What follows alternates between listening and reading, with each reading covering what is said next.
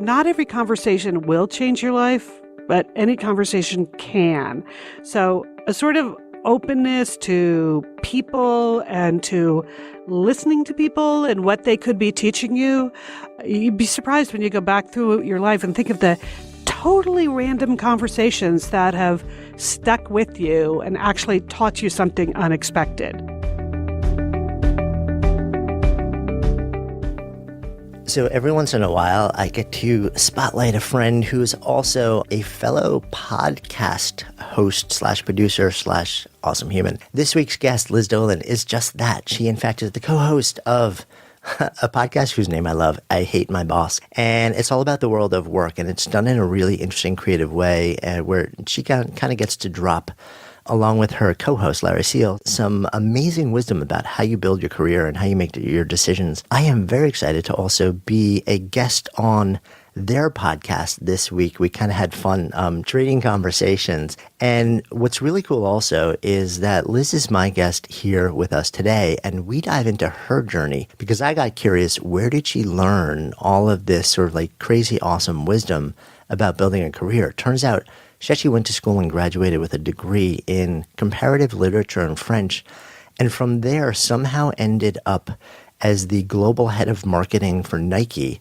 then kind of pendulum back into this massively creative, non-mega company world, and has gone back and forth between these huge organizations at highest levels, and then these deeply personal creative endeavors for years at a time. I was really fascinated how that informed her lens on building a career, building a meaningful work life, and living a good life. And that's where we're going today. Liz Dolan, co-host of I Hate My Boss. You can hear me over there. I think it's airing today as well also. And a deep dive into her amazing journey. I'm Jonathan Fields, and this is Good Life Project. So a little bit of background investigation on you very quickly revealed that you grew up in you were an only child. No, I was the exact opposite of an only child, Jonathan. Okay, so maybe there were 7 or 8 or 9 or 12 siblings or something like that. Yes, something like that. Yes, I have 7 siblings. And so in my family, there are 5 girls and 3 boys. But I'm number 4. I'm right in the middle. So I actually think being the middle child in a huge family taught me everything I needed to know for business. I feel like I can get along with a lot of different kinds of people. I'm used to not getting my own way. I'm used to knowing that I am not the center of the universe. All those kinds of life lessons I learned as a child have been really valuable to me as an adult in the working world. Yeah, no, that's pretty amazing. It's like you have your own boardroom to sort of like try things out and learn all the lessons around from the earliest days. It's kind of fun too, because, you know, when I look at your trajectory, and one of the things I really want to explore with you is you've got this sort of like pendulum swing of a trajectory in terms of how you've built your sort of adult professional life. But you went to Brown for, I think, comparative lit and French. Is that right? Correct. Yes. So I was highly pre-professionally focused, obviously. Right. with choosing comparative literature and French. Exactly. Right. But what's going on in your head that makes you say, okay, this is where your interests really lay then?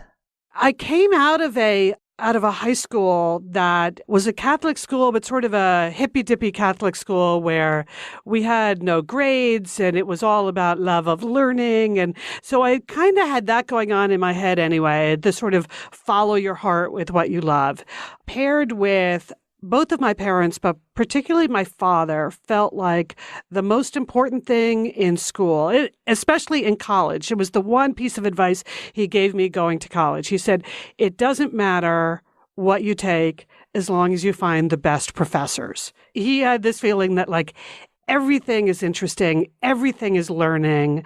Just go find the people that are the best teachers and do that. And so that, you know, I was very humanities oriented anyways, but that's what landed me in comparative literature, which was mainly, you know, modern literature, French literature, and a lot of classics. I took a lot of classics courses, again, because there was this guy named Bruce Donovan who was just the most awesome professor. So if I could get in Bruce Donovan's class every semester, I did. So that set me on my path. Yeah, and I'm fascinated by your dad now. Yes. Because okay, so we've got 8 kids potentially to Yeah. put through college. And the piece of advice he gives you is really doesn't matter what you study, just find good people to learn from and any topic will do. That's a really unusual orientation Yes. so tell me more about your hmm dad. I'm really curious now. So my father, he was very, when he went to school, he was in the Second World War very briefly and then came back and started college right after that. So he was that era. And he loved literature and classics. He made all of the kids, we either had to take Latin or Greek at some point in high school. He just really believed in all of that. But then when he got out of college, his father ran a small steel mill in Bridgeport, Connecticut, a business he had started himself. And he just expected his 2 sons to come and be in the family business. And in fact, the 2 sons did, my father and his brother. But my father really always had aspirations that were well outside of business. And he would kind of write plays on his own, none of which were ever produced, but he was constantly dragging it. We grew up right outside of New York City in Connecticut. He would drag us into the city for these weird experimental plays, or we just saw a lot of Samuel Beckett when you're 10 years old. You just have no idea what is going on, Jonathan. but your father is loving this. So he always balanced his working life running a very industrial business with an interest in art and literature and culture from all over the world.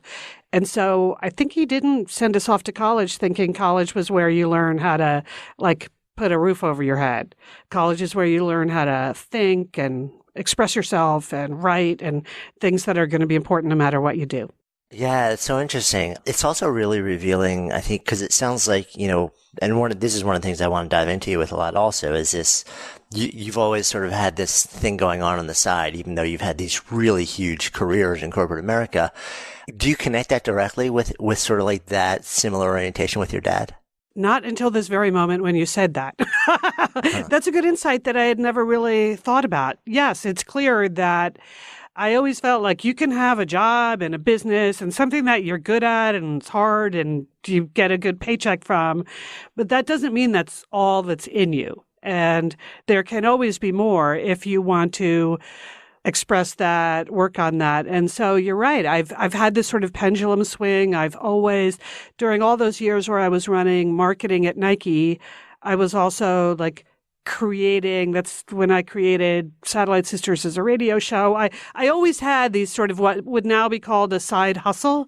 But for me, it was just creative expression outside of my job, that I did not expect my job to provide 100% of my working satisfaction, but I always did have very satisfying jobs. So it's not like I was working in a coal mine and then, writing operas on the side.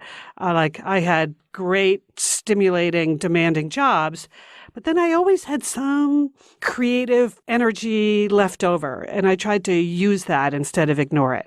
Yeah, I mean, it's so interesting. I kind of want to deconstruct the different steps along the journey with you, because I think it's pretty fascinating. So you come out of school with a degree in comparative lit, and at some point you end up running marketing for Nike, but there's something in the middle there. Yeah. Yes. That was not a straight line up.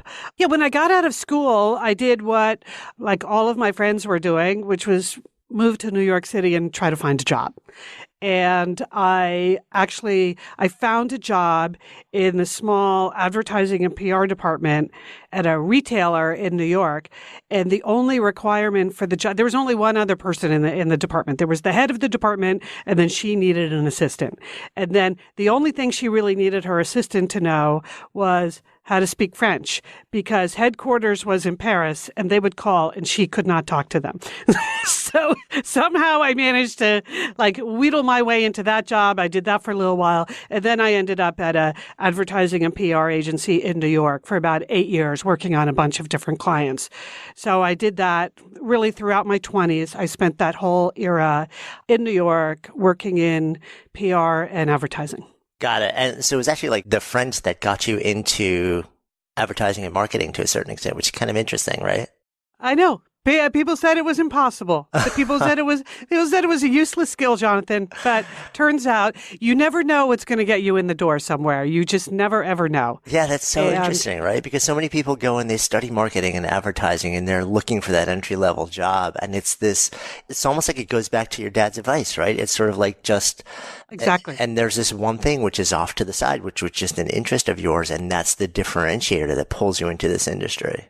Yeah, and I think there's something else about my father's advice, which is when somebody tells you focus on who you're learning from, that same thing applies to your boss as it does to your professors in college, right? So when you're making career choices along the way, I have always gravitated to the people I really feel I could learn something from rather than what is this profession per se. So for you, was it less about the profession then and more about like, this is an interesting person. I'd love to work with him for a while and see what happens?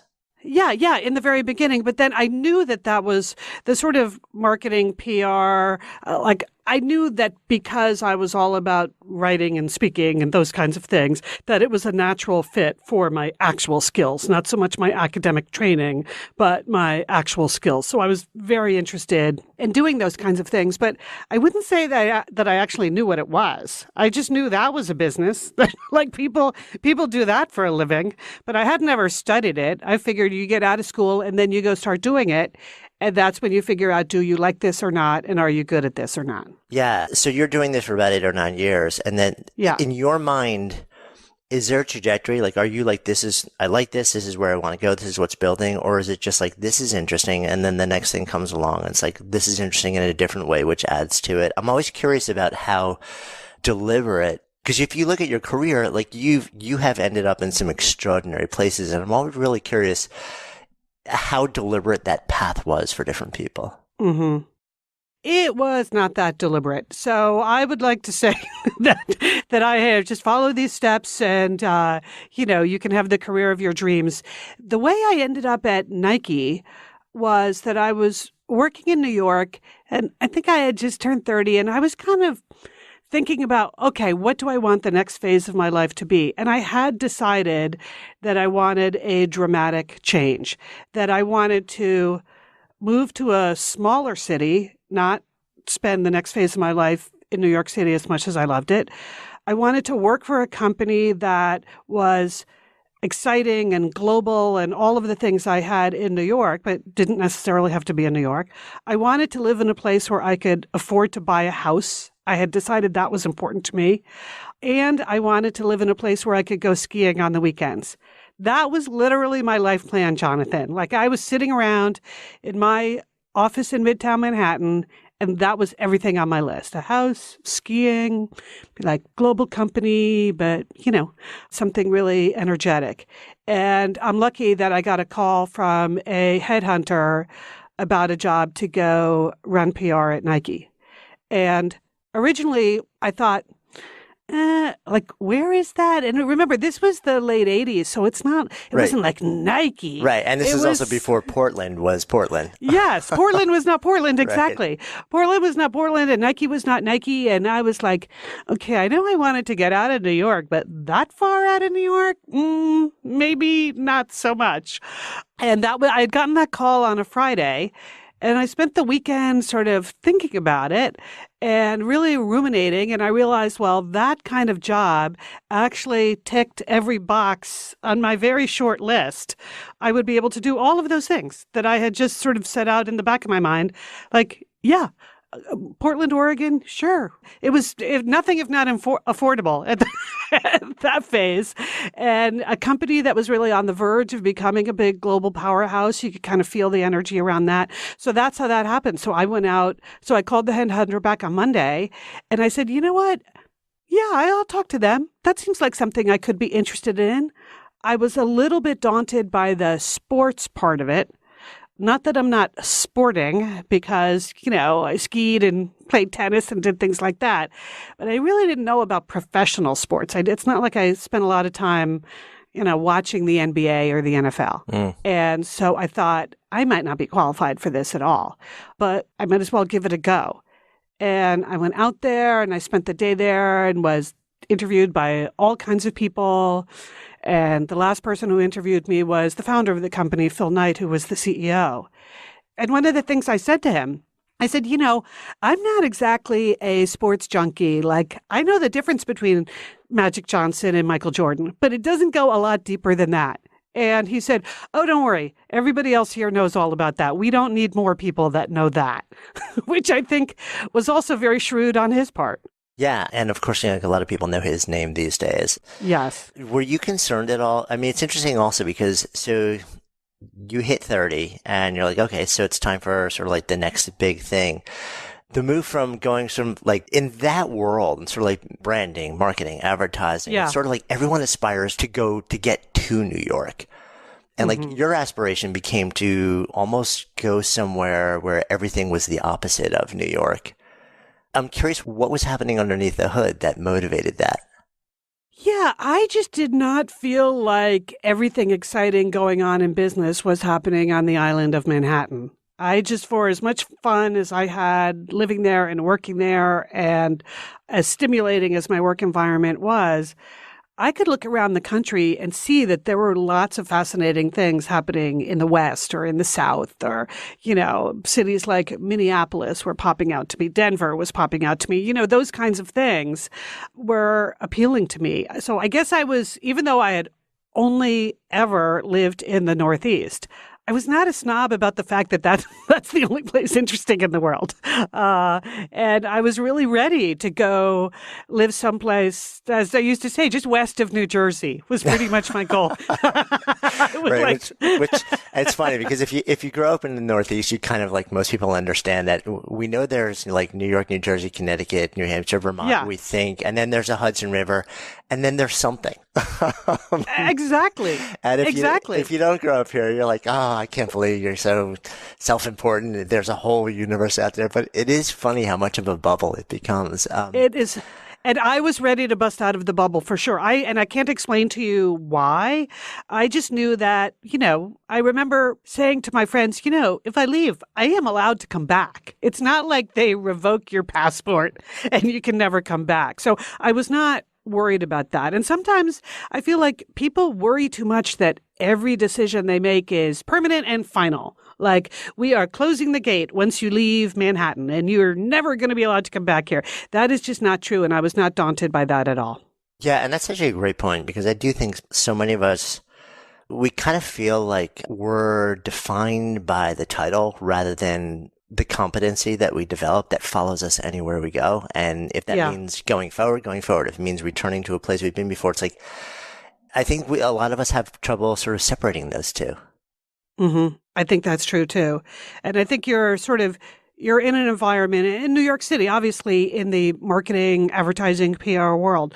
There are just a million interesting clients and agencies and lots of things happening, but you can't let that convince you that that's the only place something interesting is happening. Yeah. And I just wanted to get out while the getting was good. I also felt like if I didn't go now, later was going to be harder. So if I wanted to make a big life change and career change, now was the time. Yeah. And I'm fascinated because that sort of 30-year-old inflection point was a similar moment for me. It was? Yeah. At that age, I was a lawyer and I realized very quickly I was in a private firm. I was making great money. I had all the, power, prestige, all the things that you aspire to. And I had no interest in building a career. I had no interest in becoming a partner. And I realized that right around that same age, I said, if I stay in this for much longer, I'm going to start to construct a lifestyle around this that will be brutally hard for me to probably ever think about leaving for another 20, 25 years. So I kind of felt like it was now or never. Did you have that similar thing? Yes, exactly. That is so smart. And that is exactly the way I felt. I even remember walking home up Madison Avenue one night and just looking at the people around me and thinking, I do not want to be one of these people 15 years from now. Again, as much as I love it, I wasn't judging. It's like, this is not the life I want for me right now. Yeah. So yeah, you gotta make a break while you can. Yeah. Take your moment. And it's also really kind of interesting to me that you were so self-aware that you looked at all these metrics outside of work, where you wanted to live, like the access to all these different things. And you said, this stuff actually really, really, really matters. And I so often think that it takes us A lot longer for so many of us to kind of realize, oh, like there's all these other outside of work life, and lifestyle metrics that are equally, if not more important than the actual sort of context of the work that I'm doing on a day-to-day basis if I want to live a good life. That is very true. And I guess I was self-aware enough to know that there's more I want to add to this, that I liked the idea of having a very stimulating career, but I didn't want to only be that. So so I ran while I could. Did you feel like you were more running from or running to?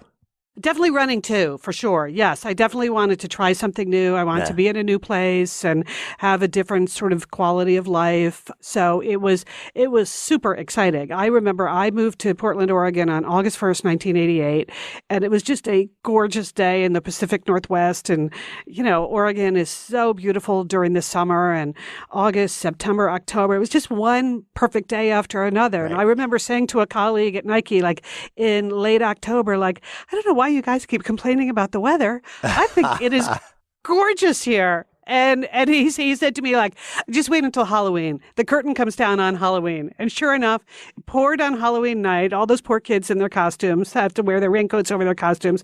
And then it pretty much rained every day until Memorial Day. So, yeah, but it was fine. Yeah, I loved it. That's too funny. I've had a similar experience. I've been out there in the summer for the last 7 years. And every time I'm like, this is great. Maybe I should move here. And my friends who live there, they're like, come in November. Yes. Then tell me like you really want to do that. And then come in February. It's really true. So you end up spending a decade at Nike and rising up the ranks in Nike. And tell me sort of like a little bit about the trajectory within that company and how you felt about being there, and how it changed you along the way. It was so the perfect environment for me. And I could kind of sense that very quickly. It was a young company then, comparatively speaking. In 1988, Nike was an $800 million company. And now I think it's like 32 billion or something. So it felt pretty small then, but it was just a great sense of like teamwork and camaraderie and kind of like we are really starting something here that is very different than other people have done before. And so I loved all of those parts of it. And because it was a growth business, it really meant if you were ambitious and hardworking, there was always more work for you to do, and you could always volunteer for like the next best assignment. And it's advice that I often give to women in particular, that if you really want to have equal opportunity, you need to get yourself into a growth business where they are just so desperate for anyone to do the work that they really couldn't care less what gender you are. They just need someone to throw into the breach. And that was pretty much the sense. I always said it was like the nuts running the nut house during that era. And especially the first like 3 years, late 80s, early 90s. And then there was a sense of, okay, now we are a real grown-up company. Oh my God, what do we do now?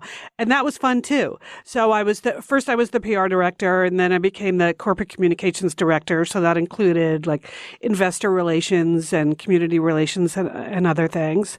Then at a certain point, the CEO, Phil Knight, he actually came to me and asked if I would be willing to become the head of marketing in Europe. Did I want to move to the Amsterdam headquarters and run marketing there? And I remember saying to him, like, I've never really had a real marketing job. I'm over here in the communications side, and marketing at Nike is super product focused. It is, you are really deciding what do we make. It's not the advertising communication side. And he said, well, just go think about it. Go think about it. I want you to at least consider that you would take that on. And so I stewed about it for a week. And I thought, first of all, what kind of idiot says to their boss, I don't know if I'm qualified for that job? That's other advice I often give people. Never say that. Even if you're thinking it, do not say that to the person trying to get you to take a big promotion. And I thought about it for a week. And then I came back and we had another discussion, and I had decided I was going to take it. I had decided, like, you just got to go for it. Somebody offers you something like that. You just, you can't say no to that. And he started the meeting by saying, I changed my mind about that. And of course, in my mind, then I'm saying, yeah, I'm not really qualified. You're right.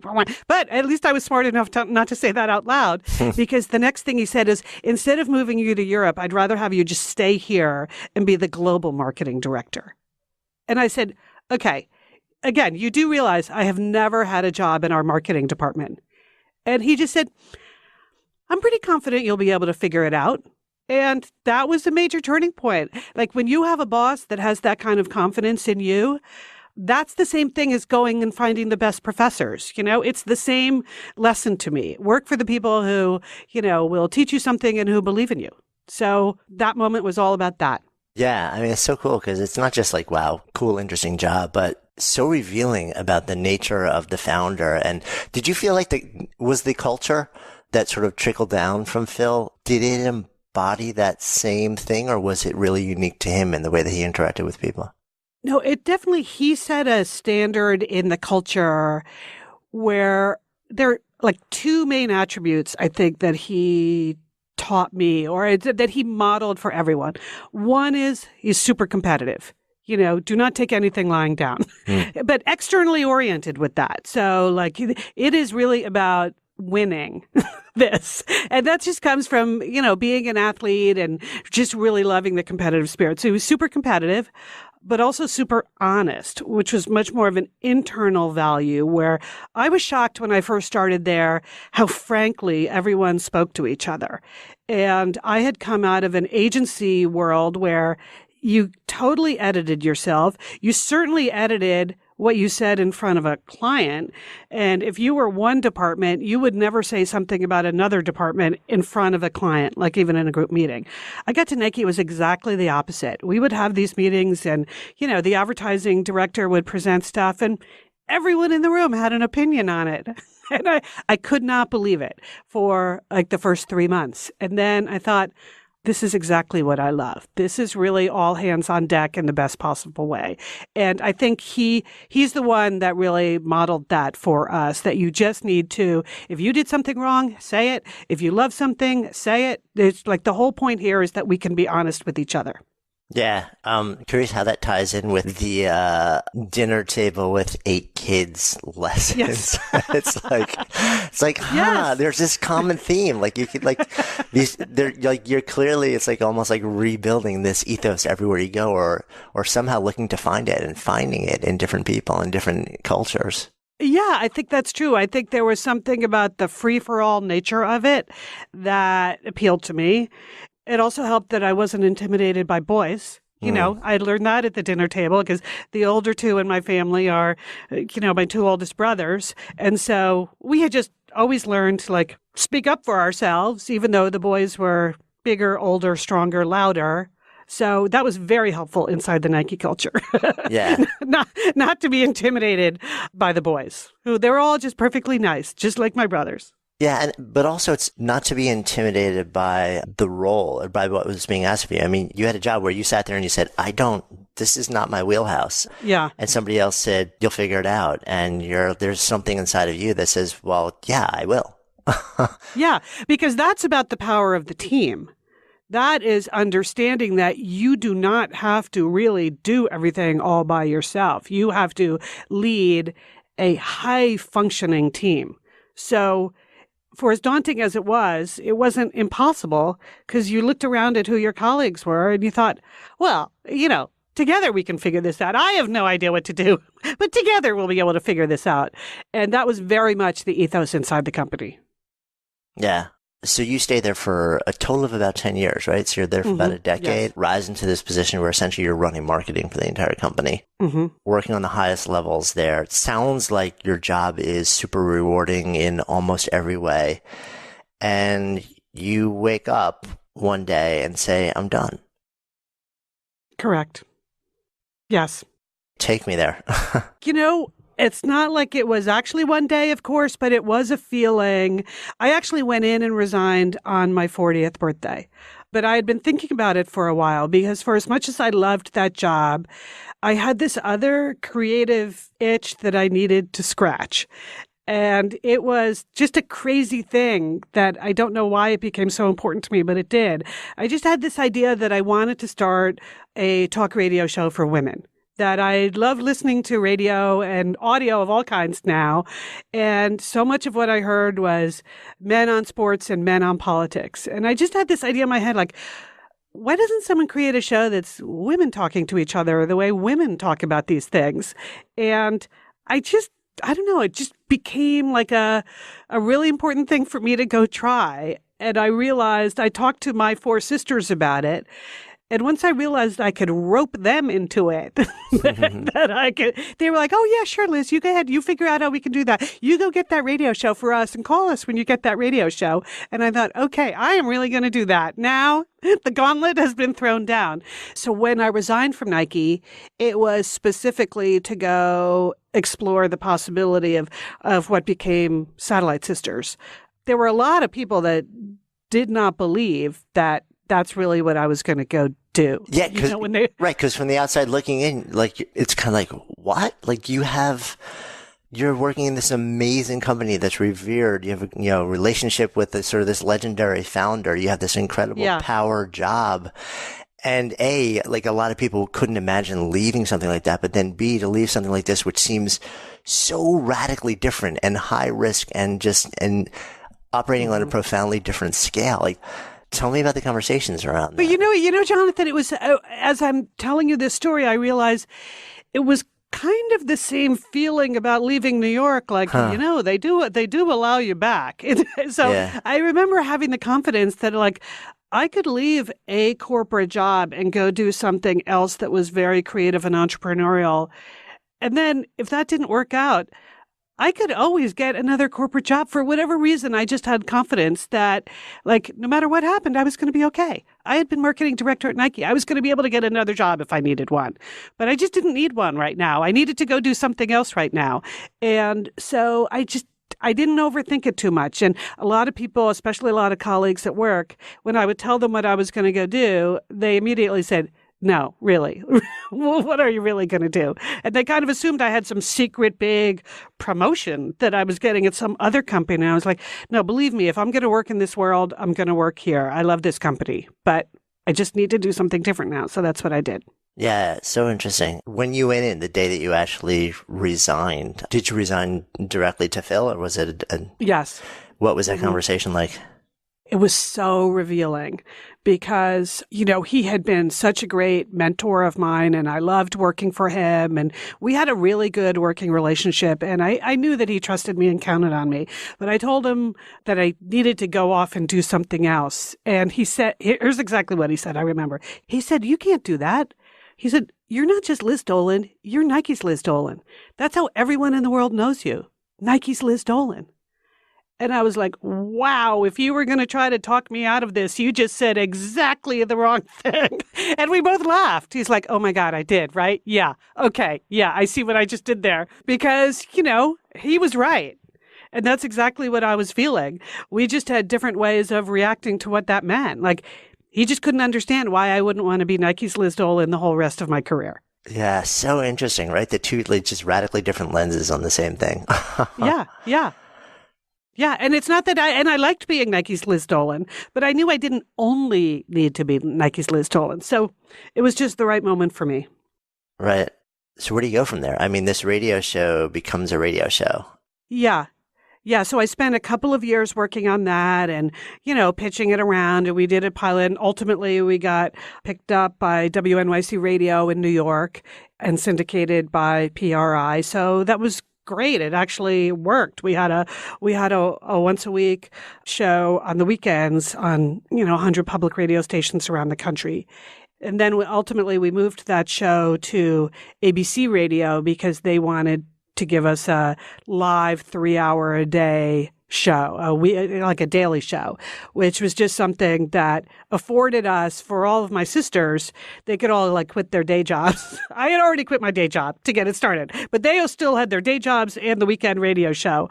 And so then we all made that move, and that was really fun. And so we did that for ABC for 5 years.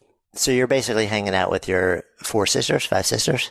4 sisters, right? Yeah, my 4 sisters. Yeah, so all 5 of us. How much fun? I'm just thinking, how much fun must that be? Oh, it's super fun. It was as much fun as I had dreamed that it would be. There are parts of it that are hard. You're colleagues are your sisters. That's all. It's interesting now that I Hate My Boss as a workplace advice show. So many of the questions we get are about like, if you're working in a family business or, working with siblings or parents or something, even if you don't own that business. And so I learned a lot of lessons doing that.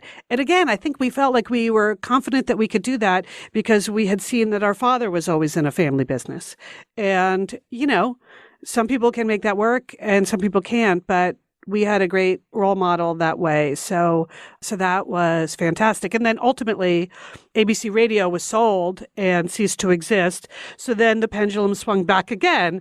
And that's when I went back into the corporate world and became chief marketing officer for National Geographic channels. So I did find my way back when I was ready. See, it all worked out fine.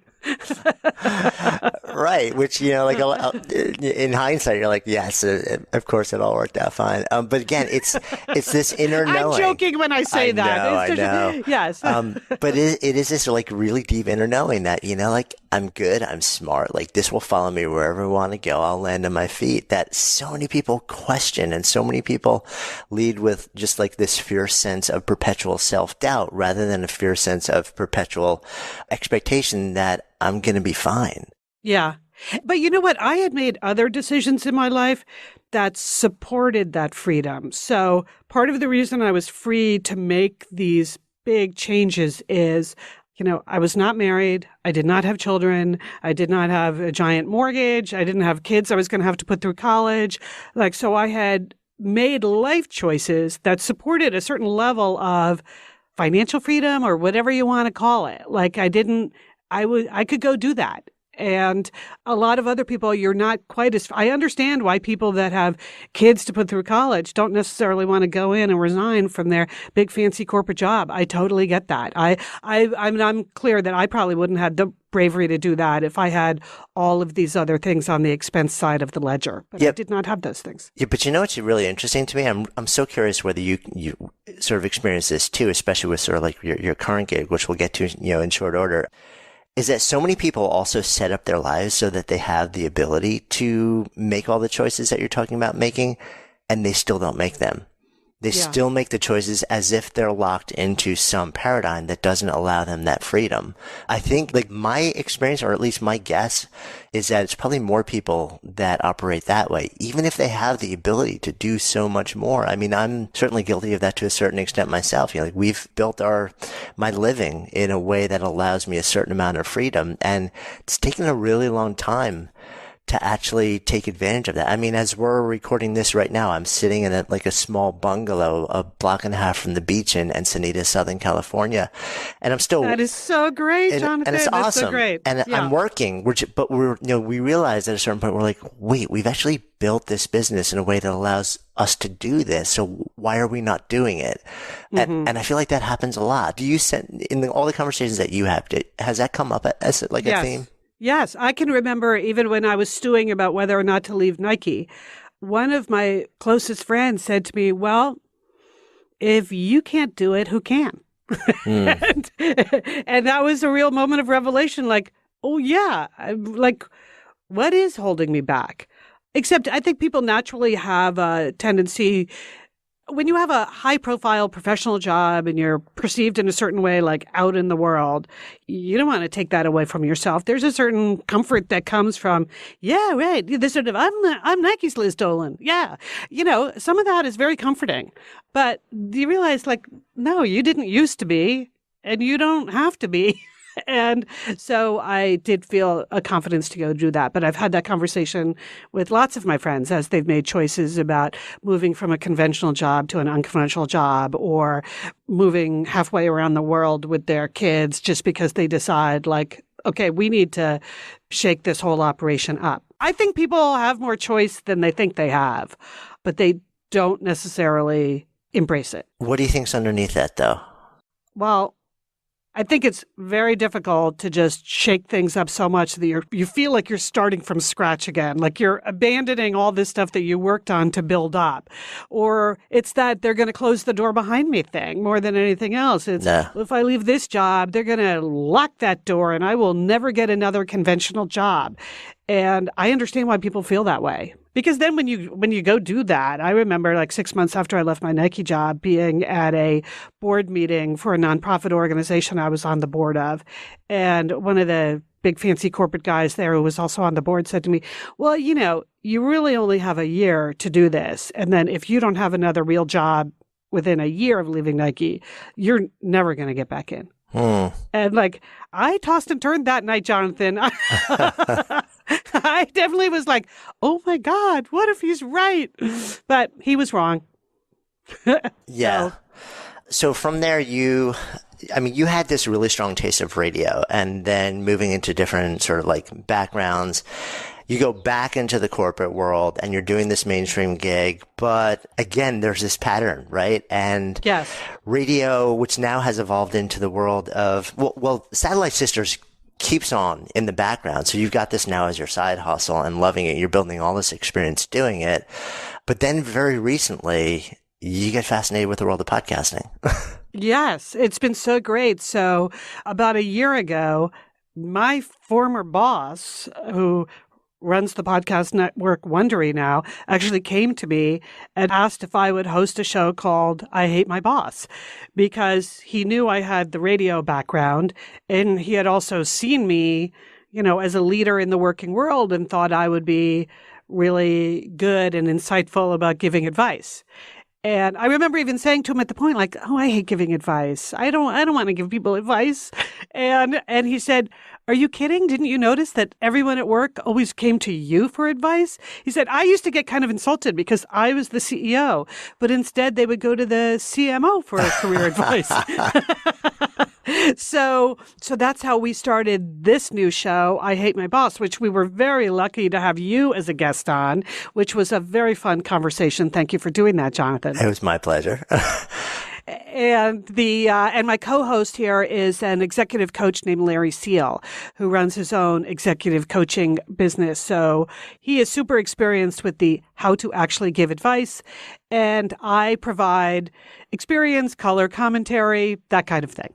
So it's really interesting. So there are these seasons that you seem to sort of oscillate between. It's sort of like you lean into big enterprise and then you pull back to passion-driven conversation, and you lean into enterprise and pull back to passion-driven conversation. So you've still got your personal podcast going on with your sisters. You're out of the big enterprise business now. You're fully embracing the world of radio, but now it's in the form of podcasts. I'm really curious because you have this really long, I'm much newer to this entire world than you are. So I'm curious, how do you feel the experience of developing and hosting and producing a podcast is different than your experience in radio? That's a really great question, because though they take similar skills, they are very different experiences. And what I love about podcasting is that it is so personal. When people hear you in their earbuds and they have selected to go listen to you because there's something about what you do or what your show is called or the insight that you've provided, that they're like taking their valuable time and choosing to listen to you. I'm sure you must feel this way with your show. It's very personal what you are providing and what people are getting from you, right? Yeah, totally. And what's interesting is we were filming video for 2 years before we migrated to podcasting, and it is so much more personal and so much more intimate, even though, on the face of it, the conversations, are similar people, similar topics, but it's just a very different medium. And I love it. Mm-hmm. I really enjoy it. I'm curious, I want to ask you one more question about your show because I've been on it and it's really fun. And then I'm going to come full circle with you. Because the focus of your show so much is people who are going through struggles and big questions and moments in the context of their careers. Is there like one major topic or question that tends to come up constantly? So much of it comes down to, how do I communicate better about what's important to me? Or if you're the boss, well, same thing. What's important to me? Like, so much of it is just one-on-one communication, just like being in a family or having a bunch of friends. It's, how can I be understood? And, the flip side of that, how can I be listened to? So really a lot of it comes down to making sure that people understand why I'm here, what I'm trying to do, and if I have an issue, how do I get that fixed? It's like any other personal relationship in your life. It's communication skills so much. I always say work is easy. It's people that are hard, So the actual tasks we're doing, not that hard, but getting along with the people, can be very challenging. So that's what Larry and I really try to focus on, the positive people relationships in the workplace that can make your work much more satisfying. Yeah, no, I love that. I know when we were jamming when I was on the show, I love that you guys were so focused on sort of like the deeper dynamics. Yeah. So let's come full circle because it kind of feels like a good place. So the name of this is Good Life Project. So if I offer the phrase out to you to live a good life, what comes up? What comes up? Well, for me, number one, the first word that popped into my mind was choose. That so much about living a good life is choosing to pursue the things that are important to you, or making the choices that will allow you to actually have the life that you want. What we were just talking about, like sometimes you just surround yourself with things that kind of box you in. And so you don't really exercise the freedom you have. So choosing would be number one. And then another thing that, I say all the time is not every conversation will change your life, but any conversation can. So a sort of openness to people and to listening to people and what they could be teaching you. You'd be surprised when you go back through your life and think of the totally random conversations that have stuck with you and actually taught you something unexpected. So that's what I would say. I love that. Thank you so much. My pleasure. This has really been fun, Jonathan. Thank you. So as we wrap up today, I've got a special request. Good Life Project is growing, and we're looking at how to best serve you with new programming and partnerships. You've heard a bit of that on the programming side and also on friendly new sponsors as well. I would so appreciate if you could take just 2 minutes to fill out a quick survey. Our friends at Wondery are helping us with this process. Just go to Wondery, that's WONDERY.com/survey to share more about who you are and what you dig. That's Wondery.com/survey. I want to give a final shout out to our awesome sponsors and supporters. Right now, you can post a job on ZipRecruiter for free. That's right, for free. Just go to ZipRecruiter.com/good.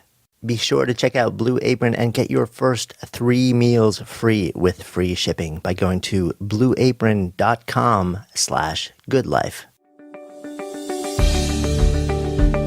Thanks so much for listening to today's episode. If the stories and ideas in any way moved you, I would so appreciate if you would take just a few extra seconds for 2 quick things. One, if it's touched you in some way, if there's some idea or moment in the story or in the conversation that you really feel like you would share with somebody else, that it would make a difference in somebody else's lives, take a moment and whatever app you're using, just share this episode with somebody who you think it'll make a difference for.